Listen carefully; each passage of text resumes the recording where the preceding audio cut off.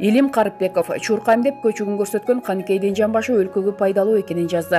Каникейдин көчүгүнү көрүнүп калды деп эле өлкө ызычу. Мен мисалы Каникейдин көчүгүнүн көрүнүшүнөн ар тараптуу эле пайда көрүп атам. Эй туугандар, Каникейди керек болсо так гана ушундай көрүнүшү менен шаар ичинде 24 саат жүгүртүш керек. Каникей Бишкектин көңүлүн бир эле көчүгүнүн көрүнүшү менен көтөрүп койт экен. Каникей бир жолу жүгүрүп койду эле, баары ошол көрүнүш менен алек. Мисалы милициялар ар бир 4 кошкондо токтотуп, паспортун текшериш керек деп Каникейдин көчүгүн көрүп жыргап көңүлдөрүн көтөрүп алышат.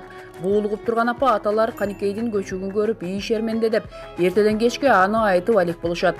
Сакалчан, чалмачан, дамбалчандар Каникейдин көчүгүн көрүп астагфирулла деп Алланы дагы кошумча 5-6 ирет эстеп алышат.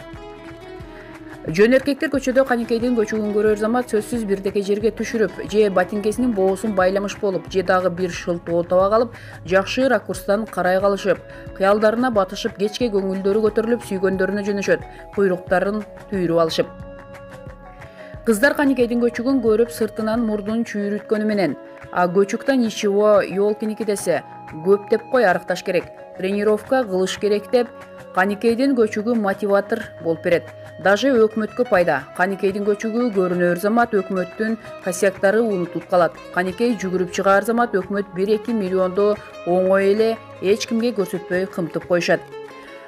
Акырын Каникейдин көчүгүн соц тармактарда жашынып көрүп жаткан эркектерди сүйгөндөрү көрүп калып, кызганып, андан дагы катуу сүйө баштайт. Кыскасы, Каникейдин көчүгүнүн көрүнүшүнүн зыянынан пайдасы көбүрөөк болуп жаткансыйт.